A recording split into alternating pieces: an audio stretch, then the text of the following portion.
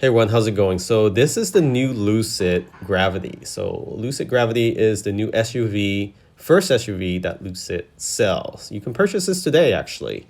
They have inventory in their showroom and you can also order online. So I really like the white and also the chrome accent on the outer trim. The black one looks pretty good too. So this is the showroom. This is how it looks like. Very similar to that of Tesla and Rivian. So they obviously copy the idea of keeping it clean, simple. And this is the first look of the drive seats.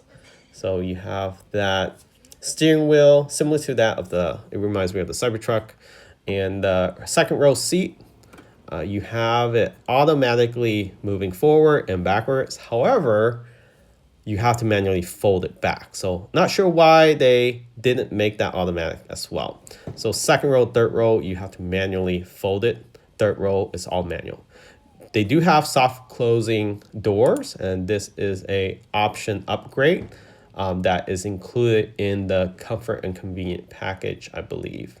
So that might be something that you might want to consider. I believe it's $2,500, and also technology package. You might want to consider that too. The wheel package, you have three options. So these are the 22-inch. So when you get the 22-inch, is for the front, and then the rear gets an inch larger, so 23 in the rear. And then you have the 21s and then 20s. Here we are inside the vehicle, and you can see the instrument cluster has touch control on the left-hand side. This controls your lights, your mirror, your windshield wiper, etc. And you can also control this on the main screen as well. The instrument cluster, just like any other vehicle, is all digital. And then right side of the instrument cluster, you have your navigation system. So this is also touchscreen. So you want to be able to control this. You either reach up there, or you can reach on the main display or do voice command. On the steering wheel, it has these switches. So 3 on top, 2 in the bottom, gives you 5 control. And I believe they're also touch control that is updated in future software where you can control certain functionality within the vehicle. So you have your 2-column signal and drive column on the steering wheel column, just like any traditional vehicle. We do have, again, the controller voice command that you can do on the steering wheel. Here's the main display. The quality of the visualization on these display is very good, better than Tesla, probably in between the new Tesla and the Cybertruck or the Model Y performance. So very close up there. The speed of it and how glitchy it is, it's not glitchy at all. Sometimes it takes a second for it to switch, especially when you're trying to control the seats. So there's slight delay there, but nothing noticeable like in other vehicle that is not a Tesla or a Rivian. So I would say it's as quick as a Rivian, but not as quick as a Tesla. So there's still some glitches here and there, but nothing that is concerning. Everything is easily manageable. From your seat controls, you can adjust that on the display or on the side of the seat. I'll show you that in a moment. Your temperature control, you have 3 zones, 2 in the front and 1 in the rear. You can get heated seats for the rear. Front seats come with heated and ventilation. And you can set this all in auto mode. So very similar to that of a Rivian and the Tesla.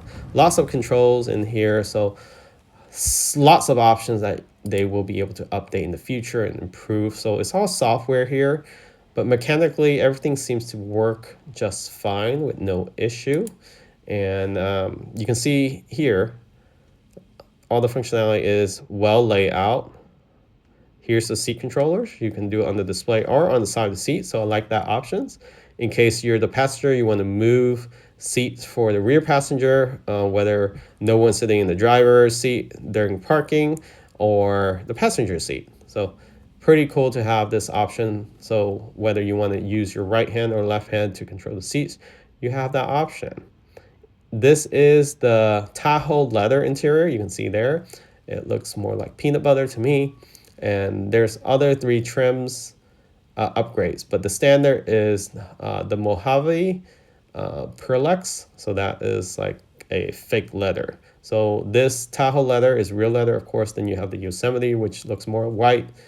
And then your other color, I believe they call it Ojai leather, which looks more like a darker brown.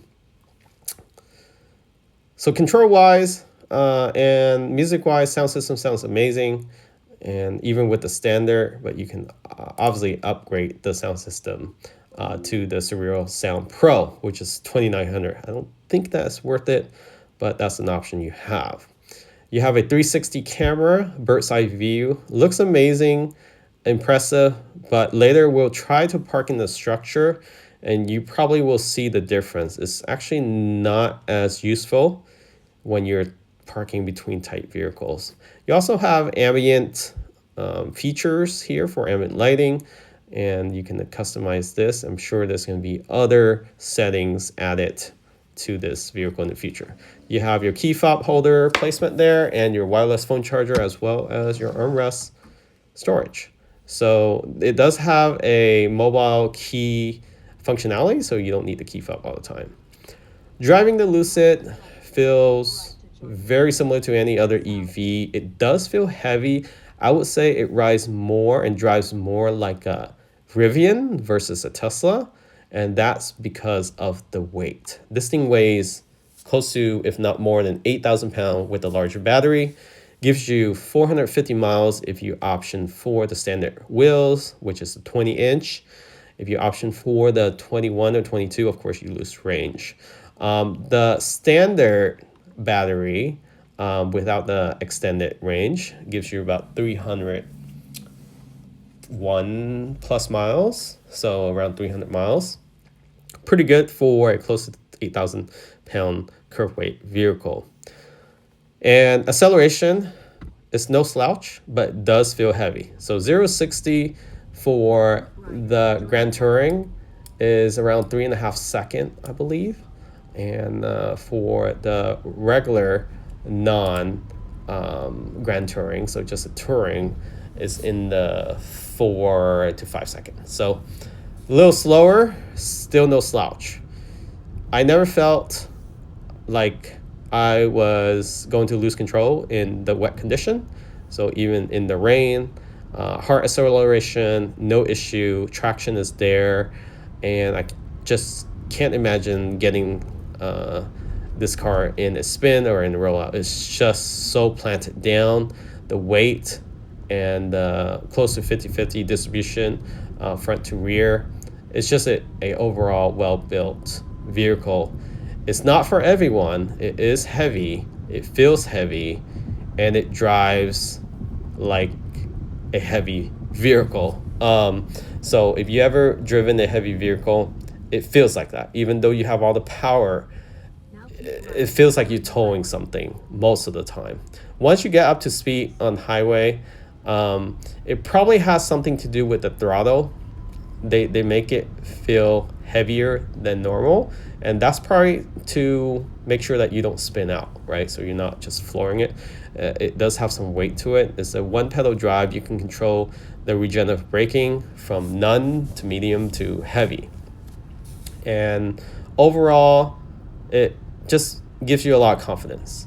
Visibility is not as great in this vehicle just because it's so long, and the mirror, side mirror, is super small for this size vehicle. It's hard to see, and I rely on the display camera that is showing the adjacent lane to change lane, and also the safety feature, right? So not utilizing the mirror too much, but the camera does help. So you can see there the camera does turn on when your signal indicator turns on.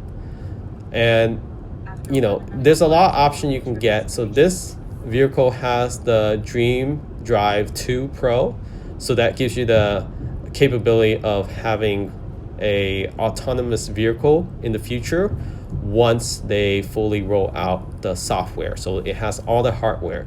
There's 3 options. Well, actually 2 options. It comes with Dream Drive 2, which essentially is just like adaptive cruise control, and it doesn't do any lane change or anything like that, but it does have safe exit protection, park distance warning, and drive assist.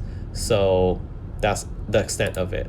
And you want something similar to autopilot, then that's the Dream Drive 2 Premium. It does do lane change and so forth. So here I am backing into a space inside a structure. So I just want to show you how that bird's eye camera is not as useful.